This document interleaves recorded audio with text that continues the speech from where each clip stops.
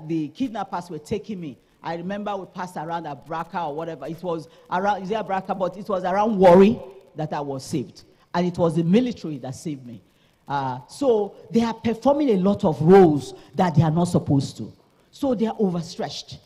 And I would say, if we can just, a second, if we can just clap for the military for what they are doing for us. Thank you. Thank you. Then another one that it was worrisome was a vigilante, a 30-year-old vigilante in Abuja, a federal capital, who was killed in Lugbe market and set ablaze for committing what was called blasphemy by an irate crowd group on June 4th, 2022. You know, and that was quite worrisome to me. You know, then then Deborah Samuel. I'm sure you guys heard about the Deborah case. Everybody must have heard about the Deborah case. A 200 level student of Shehu Shagari College of Education in Sokoto, who was lynched and set ablaze for professing her faith in relation to her academic excellence. She said that Jesus was the reason she was doing so well. She just posted it on a class WhatsApp platform. And thereafter, they came after her and invited some fundamentalists into the college, and they beat her, then set her ablaze. And even when they were trying to arrest the people, after they arrested the people, I think there was a protest also. The people started protesting and, you know, going after even the Sokoto, that's the Sultan of Sokoto and some other people who condemned what had been done. So there's something like an impunity going on here. I don't know. Then Abuja, Kaduna train killing and abduction of March 28. That has happened since March. And these people are yet to be released. I even know I know the son of one of the mothers that is in that place. And he's ready to even pay anything to get the mother released. But they said they don't want to speak to anybody, that they have a problem with government. But I was happy to at least hear that at least another, I know they had released 2 before, and they just released 11. But I pray that they release all of them, because if you recall, there was a time they said they were going to start killing them one by one. So, I mean, that's the country that we're living in right now. Then the Southeast, we have the unknown gunmen, and then the sit at home that is affecting the Southeast negatively. Then the Northeast, the hotbed of terror and insurgency for more than 12 years, is still remains unsafe. Then the Northwest is not safe either. You know, you can't even go to Kaduna. You can't go to Kaduna by road anymore. That's been a long time. Then the train became what we started using the train and using the air, only for the terrorists to invade the airport. And Azaman airline was on ground and was not allowed to move. I think one person was killed in the process. And even the terror, because of the terror, a lot of airlines, the airlines suspended flying into Kaduna. So you can't even go to Kaduna by air. Then the train remained the way people went to Kaduna. But what happened? The train that's on March 28 was now attacked. Thereafter, you know, they're not able to use the train. So I don't know how people go to Kaduna and come back. You know, I know they try to restart that train schedule, but people are fighting against it, saying that the government has not done enough to get those people released. But at times I wonder, why Kaduna? Why are they going after Kaduna? because Kaduna has a lot of, and one of the things why I worry is we have a lot of military infrastructure in Kaduna. So why is Kaduna still so unsafe? You know, and you remember when that happened, the governor, El Rufai, he complained seriously that when that incident happened, that they should have deployed the Tucana planes to get, to be able to get the people. He was very adamant, and he said there was one other thing. He said that they hear they get the discussions of the terrorists. They listen. They know their plans. The plans to launch, and he's wondering why they are not going to stop the terrorists in their track. I don't know. All of us as Nigerians maybe can look at why is that happening, because that's a governor talking, about it. Then the ethno-religious violence in the Middle Belt has reignited old animosities and sentiments. So the Southwest, which was relatively safe, now thrown into confusion with the Owo incident. Then Lagos. I mean, when we are in Lagos, we are like, everybody that is having problem in all the states, where do they go to? They go to Lagos. They abandon their mansions in their different states, and they run to Lagos, because Lagos is supposed to be safe. But I don't know whether it's that safe anymore. Our peace was affected when David Moore, a sound engineer, I think a father of two, was on Admiralty Way. He was beaten to stupor by a gang of Okada riders, that's motorcycle riders of a certain extractions, they said. After beating him, and they beat him and his friends, 2 friends. But after beating him, that was not enough.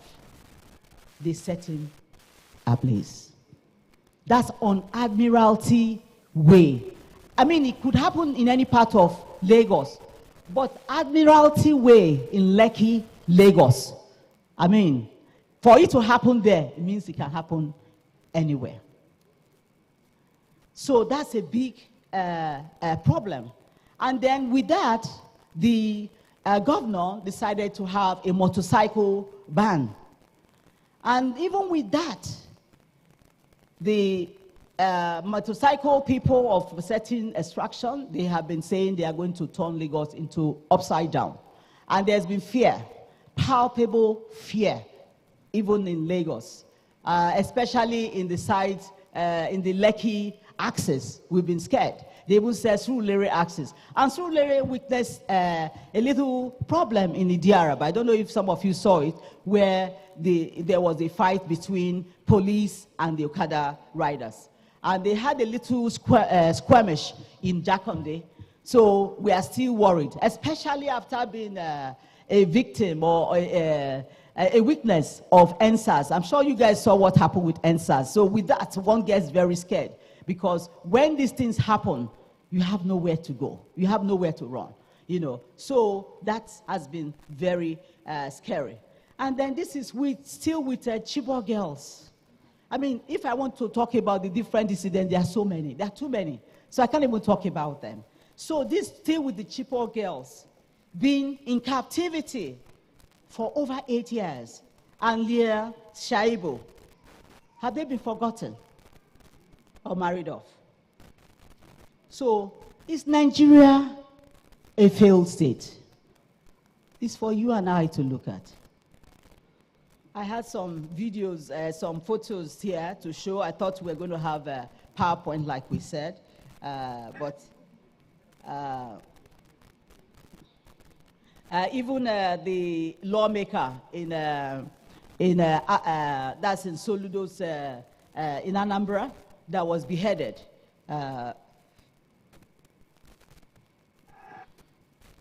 So there's a state of fear in Nigeria, and we are resorting to prayers. So Pastor Itwa, please, we need you to pray for us. Because I don't know, we are resorting to prayers, we say can we all become refugees in this country? If you notice, many parts in the north, when they have all these attacks, what's happening? A lot of the people are fleeing and becoming refugees in our neighboring countries. Is that not true? And some are running to other parts of Nigeria. But with what is happening, when you even look at the map, that I have, which I would have shared, you see there's problem everywhere, insecurity everywhere, all dotted. There's nowhere, there's no peace. Like Sokoto was a peaceful place for a long time until Deborah situation occurred. And then there was an uprising thereafter when they tried to arrest the perpetrators of that incident. So it's a problem. So now, what are the methods of attack? How do these people attack? Because you have to have an idea. In security, we call it modus operandi. Because if you don't have an idea, they will just get you. So you have to have an idea. We know already that even during the COVID period, when there was lockdown, there were rumors that a lot of people were being dropped by trucks in different parts of the south into our forests. They are there. So, and we get the impact when we are traveling and then we are kidnapped and then taken into the forest and we see what is happening there. And I even heard that not too long ago, just recently, even in Edo State, they were still dropping people with trailers. So these people, and at times when they bring them, they're holding cutlass. And do you come to visit people with cutlass? And then I'm wondering what's happening to the security network. People come into an area with cutlass, and nobody stops them. No policeman stops them. Then I know the one even Amoteku in the western part, they got some intelligence that buses were coming, and they were able to interdict one out of 3. And the one they interdicted was filled with ammunitions, with sharp, dangerous, poisonous knives, and all sorts of things for war. So they got one, and I don't know whether some of you saw that one. So that is quite scary. So the method of attack, coordinated armed assaults, rocket launchers in some cases, AK-47. I think we have even seen where they are holding AK-47 and having meetings with some people in the meeting. And even at times when Guni is talking to them, you see some people with AK-47, and no one is arresting them. Then kidnapping, IEDs, bombings, car bombings, arson, people raped and decapitated, beheaded, body parts sold, stoned, set ablaze, mob action utilized, use of military uniforms and vehicles. So actual and attempted attacks against internally displaced persons have happened. Then markets, they've attacked markets, places of worship like we saw at the place, security force installations, we've seen a lot of that, government and educational facilities in Borno and Adamawa. There has been an increase in suicide attacks. That was earlier, they did that. Then many operate from bushes, which are mainly ungoverned. The enterprise is said to be highly organized with top sponsors who armed the pastoralists. Motive, they have a grouse with governments. Some claim the Nigerian land is theirs. Boko Haram against education and anything Western. Then we know that the Ruga, colony, and ranches in all states have been attempted unsuccessfully. Then there are not national data. The 2021 let me just, since I don't have much time, I'll just take only one. January to May 2021, we had about 2,558 incidents. The same period, January to May 2022, we have 4,223 incidents. So you can see that it's escalating, it's increasing. So now we are preparing for election, and we know that insecurity is a major concern for upcoming elections. We know that over 42 attacks have occurred in INEC offices, and a lot of their card readers have been destroyed. Then the implication, Nigeria has been ranked 6th most terrorized country in the world, 3rd in Africa. That's after Afghanistan, Iraq, Somalia, Burkina Faso, Syria, then Nigeria. These are two countries at war. Then the country, it's not like we haven't been spending on the military. We have been. The allocation for the military has increased drastically. In 2015, about 150 billion was for the army. Then in 2022, 579 billion for army. In 2015, 75 billion for navy. In 2022, 148 billion. Then Air Force, 77 billion in 2015, and then in 2022, 180 billion. So we've been spending, but it's not that we've not been spending, but as we are spending, a lot of it, we are not getting the results that we're supposed to get. If we remember what happened, even when this new government came, they said a lot of the money was embezzled, and they started going after corruption. You know, they started arresting a lot of people. And in this particular dispensation, I think we're still having the same problem, because even the Auditor General of the Federation was said to have stolen, 80 billion. So if he stole it and we've had some snakes swallow some, then we leave the others. Then, as another problem, some governors have been paying bandits before. So when they stop, then there's problem. You know, we don't have the slide to show all of that. So some governors have been negotiating with them and paying them. So now they say pay, and they say they won't pay. So they come and they want to make their lives ungovernable. And then the food security that we are going to have, because people cannot go to farm with these headers, going after them. So what's going to happen is going to affect food security. So we might have to start importing food soon. Then causes of insecurity, pervasive inequalities and marginalization, ethno-religious conflicts, conflict of perceptions between public and government, weak security system, military overstretched and performing many police functions, loss of social, cultural, and communal value system, porous borders, rural and urban drift, unemployment and poverty, and then we have terrorism, frequent strike by ASU and other institutions. Till now, our children at home. Of course, an idle mind is a devil's workshop.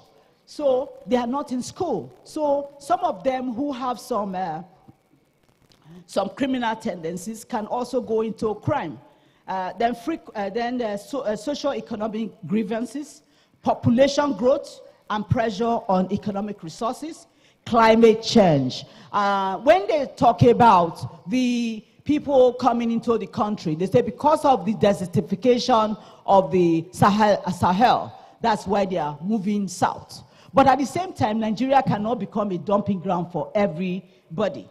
So, and you cannot absorb all of them. And apart from that, if they were even coming and peaceful, there's a different matter. But in this case, they are the places they are coming into, they are making the people that live there refugees already in the north. I'm sure you can see that. So that means soon we get ready to be refugees. The environmental degradation, weapons proliferation, then an ineffective and inefficient justice system, that is failing to arrest and punish offenders. At times when they arrest some of these people, they laugh. When they take them to the police, they said they are going to release them. The people they are scared of are those in the bush, those ones that will come after their families. They are not scared of being taken to the police because they know they'll be released. So that's a big problem that we are having too. So, recommendations. Visionary leaders, as has been said, are needed. The country desperately needs leaders with national perspective and an eagerness to change the nation. Good governance is the panacea to Nigeria's insecurity challenge. We need to overhaul our security architecture and put in place a security system that is technology-driven, proactive, and comprehensive and decisive. Then, what Nigeria needs right now? We are saying, what do Nigeria want? Nigeria needs peace. We need love. We need unity. We need hope. We need access to basic necessities of life. And not to debt. We don't need debt. We don't need sorrow. We don't need pain. We don't need hopelessness that we have just been, that we have to struggle with now. So we also need to establish border patrols teams. Like we know our borders are porous. So we have to have border patrols. But we know that we don't have enough men to do this. So what I say is that we should utilize drones. Drones that are manned with cameras, CCTV cameras, that's using technology to, use that, and even the Tucano jets that they got, use them to patrol these borders. And when they see that, where they see there's a problem, then they address it. But I don't even think it's only porous border. I think we just allow them to come in. Because they don't only come into the border, they move into our urban city, and we see them moving, and nobody stops them. So, but we should use that. Then hire more police, because, the population, if the population is increasing, we need to also increase the police. We can't leave it the way it is. Then, and provide better pay for them and welfare, equipment for them to better perform their function so that the military can return to the barracks. Restructure the Nigerian state, which Doctor has spoken about. Then return to regional system of government, where Nigeria is divided into regions, North, Middle Belt, Midwest, West, and East. And where they take care of their own resources. They own their resources, but then send about 10% to the center and let the center manage that. Because why do I say that?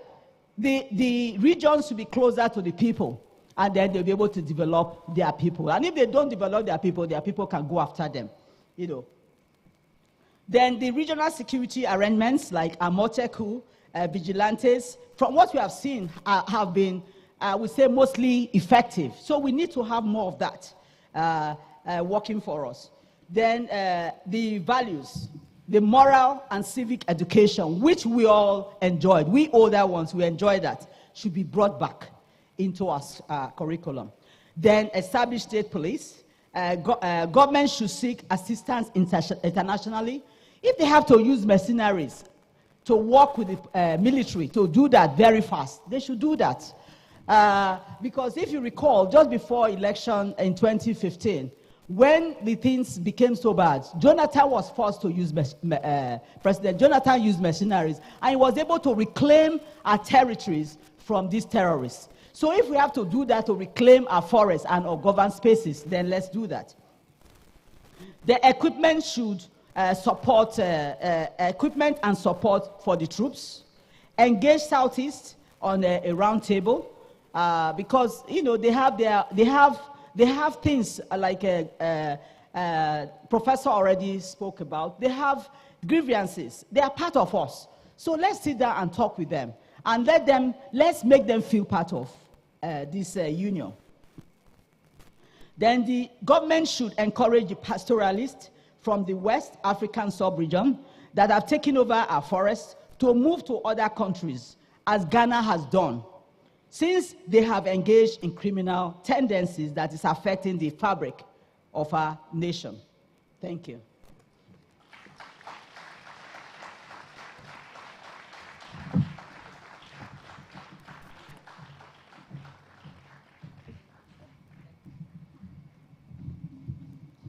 Some more appreciation for our keynote speaker, Ambassador Dr. Victoria Ekomu, speaking to us about the state of insecurity in our country and what needs to be done. Also spoken very passionately as one who has also been very directly affected by insecurity and the challenges that lie within. A few questions have come in, and we look forward to having our speakers on stage to field very few of these questions. If your hands are still free, please appreciate our speaker once again. Thank you so much, ma'am. Thank you. We've been live on Channels TV for a few hours already, and I know some members of your family, your friends would like to know what you are doing today and how you're spending this Democracy Day. Please go to Channels TV Live on YouTube now, because I know you have YouTube on your phone. Just go to the YouTube app or to youtube.com, look for Channels TV Live, and you'll see us right now. There is an arrow at the bottom of that screen. Please do it right now.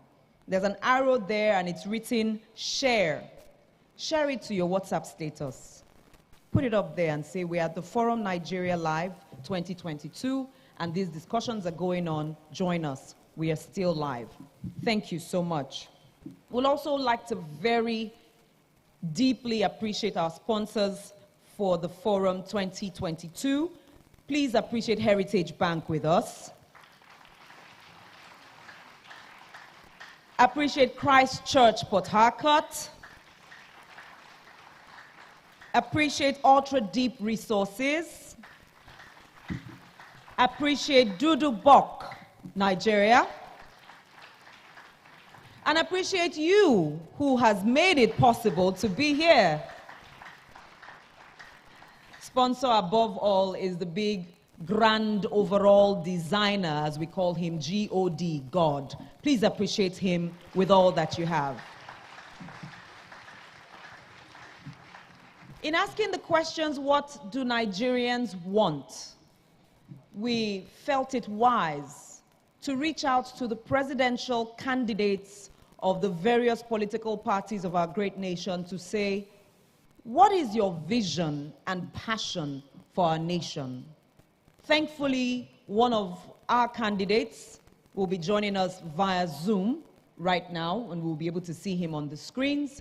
He is the presidential candidate of the Labour Party. He is also the former governor of Anambra State. Please welcome with us His Excellency, Mr. Peter Obi.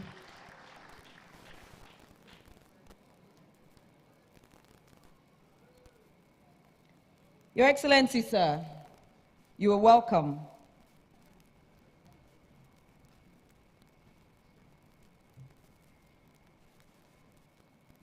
His camera is on, and his sound is on. Please say something so we hear you, sir. One more time, sir. Can you hear me? Yes, sir, we hear you loud and clear. Welcome to the Forum 2022.